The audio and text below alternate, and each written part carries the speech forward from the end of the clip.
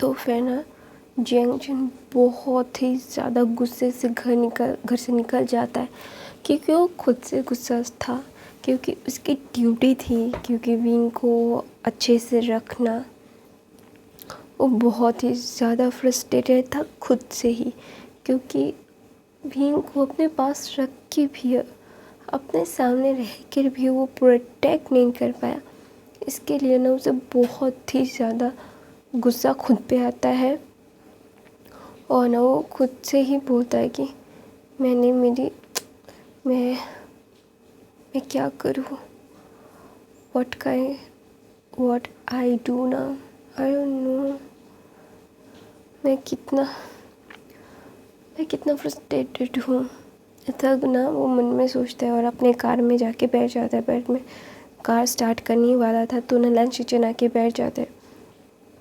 तो ना जिनचा बोलता है, लन शिचन प्लीज़ लीव, मुझे अभी किसी से बात नहीं करनी। तो ना शिचन बोलते, ठीक है, बात मत करना, मैं भी तुमसे बात नहीं करना चाहता, लेकिन मैं तुम्हें अकेला नहीं छोड़ने वाला हूँ। तो ना जियांगचन शिचन को देखता है और वो कुछ नहीं बोलता, क्योंकि अभी वो किसी से बात करने के मूड में बिल्कुल नहीं था।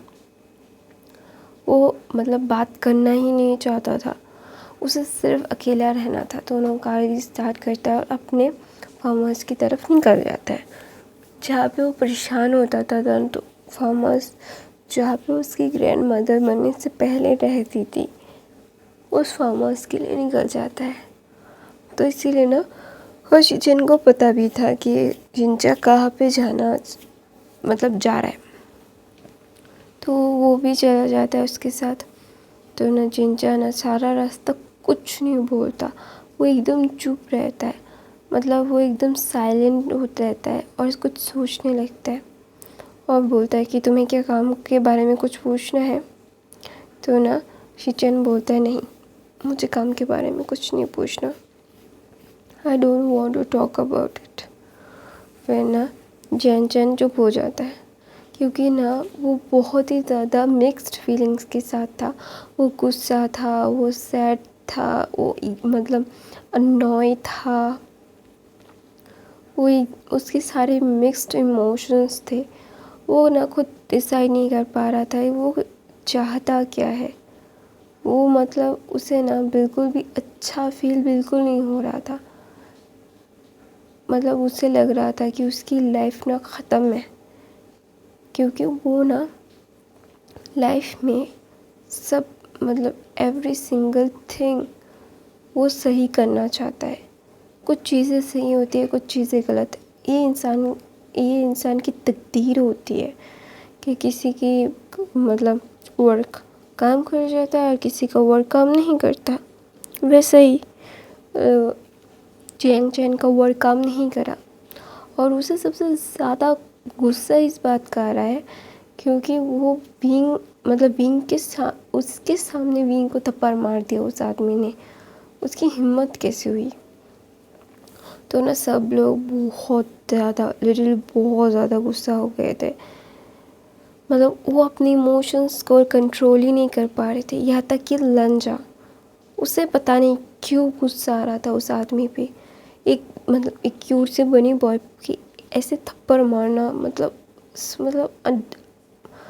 कोई भी ना अपना फीलिंग्स एक्सप्रेस नहीं कर पा रहा था। गुस्सा ना सैडनेस, इग्नोरेंस, या फिर बोल सकते हो इरिटेशन, पता नहीं। लोग अपनी फीलिंग्स को ना बाहर ही नहीं ला पा रहे थे। और जिनचा को गुस्सा आ रहा था तो ना वो क्या करता है, वो अपने ग्रैंड मदर के हाउस चला जाता है। हाउस जाने के बाद ना वो कार से निकलता है और घर के अंदर चला जाता है और अपनी ग्रैंड माँ के कमरे में जाके दरवाज़ा बंद कर देता है, क्योंकि उसे अभी बातें बिल्कुल नहीं करनी थी। उसे मतलब शिचन के साथ अभी बात ही नहीं करनी थी। वो अभी अकेले रहना चाहता था।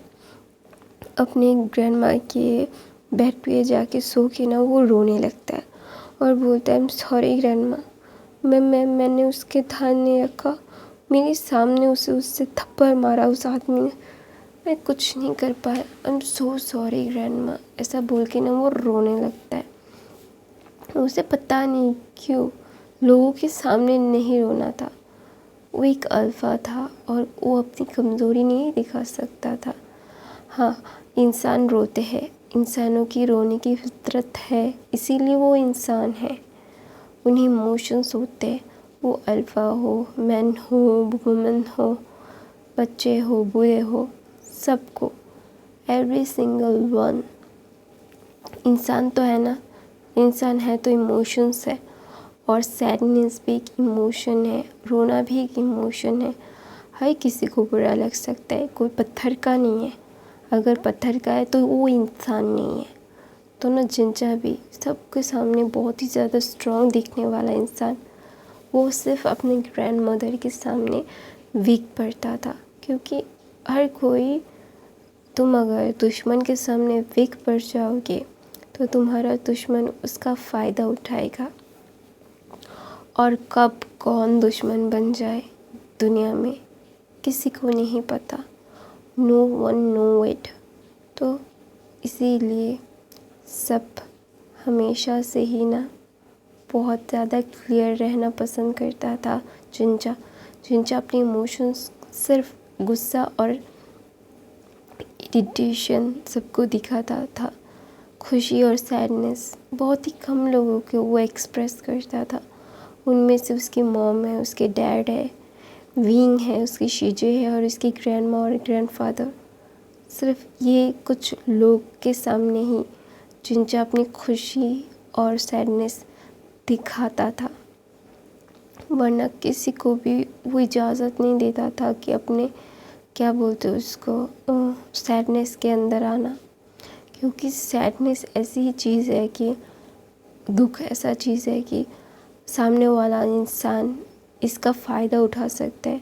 खुशी और सैडनेस बहुत जल्दी इफ़ेक्ट कर देते हैं लोगों की ज़िंदगी को। हाँ, गुस्से में हम कुछ कर देते हैं, फिर रिग्रेट होता है, फिर सब भूल जाते हैं। लेकिन खुशी में और दुख में अगर कुछ हो ना, वो दिल में छप जाता है, दिल से निकलता नहीं है। तो इसीलिए ना जिंचा को उसकी ग्रैंड मदर ने सिखाया था कि बहुत ही ज़्यादा कंज्यूमेटिव होना, मतलब आसानी से किसी के सामने टूटना मत। अगर टूटोगे तो लोग तुम्हारा, क्या बोलते हैं, उसका फ़ायदा उठाएंगे। तो किसी का फ़ायदा मत उठने देना। और सेम बातें ही लैंजन को बताई गई थी उसकी ग्रैंडमा ने। तो वो दोनों ही एकदम सेम थे, लेकिन जिंचा इरिटेट होता था और लैंजन कोल्ड था। बस उन दोनों में डिफरेंट ही यही था कि वो सिर्फ एक इंसान, मतलब क्या बोलता है, इरिटेट ज़्यादा हो जाता था और दूसरा इंसान मतलब अपनी इमोशंस को बिल्कुल बाहर ही नहीं लाता था कि वो सैड है, खुश है। जिंचा तो एक इमोशन तो फिर भी दिखा देता था, लेकिन लैंसन तो वो भी नहीं दिखाता था। वो सिर्फ अपने, क्या मतलब, एक ही कोल्ड फेस, मतलब पत्थर जैसा उसके इमोशन को समझना मुमकिन ही नहीं, नामुमकिन है, लाइक दैट। मुझे समझना इतना आसान नहीं है। लेजन की बात ऐसी थी। तो ना जिंचा जब अपनी ग्रैंड माँ की पिलो को हक करके रो रहा था, तो ना वहाँ पे शिचेन ना उसे मतलब बिल्कुल भी डिस्टर्ब करने नहीं चाहते। वो वहाँ पे दूसरे कमरे में जाके वो भी सो जाता है, क्योंकि उसे पता है कि जिंचा भी रोने वाला है। और वो आए थे क्योंकि जिंचा खुद को हार्म ना कर ले, इसीलिए वो जिंचा को खुद को हार्म करने के लिए रोकने के लिए आए थे, उसे डिस्टर्ब करने के लिए नहीं। उसे उसका टाइम लेने के लिए वो देते हैं, वो उसे अपना स्पेस देते हैं। दूसरी तरफ से लैंसन पागल कुत्तों की तरह शैडो को ढूंढ रहा था, क्योंकि उसे ना अभी बहुत ही ज़्यादा गंदा लग रहा था। उसे सिर्फ शैडो चाहिए था, she you want to shadow, क्योंकि उसके बहुत सारे काम अटक गए थे और उसके बहुत सारे लोगों को शैडो मार रहा था। हाँ, वो बुरे थे, वो बहुत ज़्यादा ही बुरे थे, यहाँ तक कि लैंसन की बहुत सारी बातें उन्होंने नहीं मानी थी और वो खुद का एक मतलब क्या बोलते हैं ग्रुप बना रहे थे माफियाज़ का, क्योंकि वो लीड करना चाहते थे, लैंसन को लीड करने नहीं दे रहे थे। लेकिन फिर भी शैडो एक खतरा था उसके लिए, इसीलिए उसे पकड़ना ज़रूरी था। हाँ, वो उसी का काम कर रहा था, उसके लिए ही काम कर रहा था, क्योंकि उसके इस खिलाफ जिन जिन लोगों ने क्या बोलते उसको साजिश रच रहे थे उनको मार रहा था और सारे प्रूफ भी उसे दे रहा था कि वो उसका नहीं है, उसका आदमी नहीं है, उसके वजह मतलब शैडो उनको मार रहा है जिन लोगों ने उसके साथ बिट्रे किया है, धोखा दिया है। तो फिर भी शैडो एक खतरा था लैंसन के लिए, लैंसन के माफिया ग्रुप के लिए, तो इसीलिए उसे पकड़ना ज़रूरी था। लेकिन शैडो काम बहुत अच्छा कर रहा था, ये लैंसन को भी बहुत अच्छे से पता था। और लैंसन ना शैडो को मारने के लिए नहीं ढूंढ रहा था, उससे अपने क्या बोलते उसको अपने अंदर मतलब क्या बोलते उसको अपने टीम में लेना चाहता था। उसे ना सिर्फ शैडो को देखना था, क्योंकि शैडो की फाइटिंग स्किल्स बहुत अच्छी थी, क्योंकि वो हमेशा से शैडो से लड़ता आया है। सिर्फ शैडो के साथ वांगजी ही मतलब लैंसन ही लड़ चुका है, वरना शैडो को पकड़ने की मतलब आसपास भी नहीं जा पाते थे। सिर्फ लैंसन ही जो था शैडो को साथ लड़ सकता मतलब लड़ा था, वरना दूसरे लोग पकड़ने जाते तो मतलब एकदम अचानक से कहीं पे भी गायब हो जाता था। लेकिन लैंसन उसके साथ फाइट करता था, तो इसीलिए ना लैंसन के ऊपर बहुत ही ज़्यादा प्रेशर था लैन कुरैन का, क्योंकि लैन कुरैन चाहते थे कि जल्द से जल्द इस शैडो का मिस्ट्री सॉल्व हो जाए। उन्हें ज़्यादा मतलब क्या बोलते उसको खींचना नहीं था, क्योंकि उन्हें शैडो अपने टीम में चाहिए था, क्योंकि अगर ऐसा इंसान उसके टीम में आ जाए तो उसका टीम की ताकत 400 गुना बढ़ जाएगी, क्योंकि शैडो का दिमाग अलग लेवल पे काम करता है। तो ना इसीलिए वहाँ पे ना और लैंसन ना वेंचाओ, वेंजुलियो, वेनिंग, वेंचिंग, नी हुसैन और क्या बोलते हैं नीमिंगजू को लेके प्लान बना रहे थे कि अभी शैडो किसे टारगेट कर सकता है, और वो ना सारी चीज़ों की इन्फॉर्मेशन कलेक्ट कर रहा था। जिन जिन लोग मरे हैं उनमें क्या सिमिलर है, और फर्स्ट ऑफ ऑल उनका एक साथ कोई कनेक्शन था क्या नहीं। तो न्यूसन बोलता है हाँ कनेक्शन तो था, लेकिन ज़्यादा कुछ समझ में नहीं आ रहा है गाइस कि उसकी मोटिव क्या है। उसका मोटिव अगर पता चल जाता तो बहुत अच्छा हो जाता, लेकिन मोटिव ही तो नहीं पता चल रहा है ना। तो ना लैंसन ना बोलता है कि हमें मोटिव नहीं पता करना है, मुझे उस इंसान चाहिए, शैडो चाहिए, आई वॉन्ट शैडो।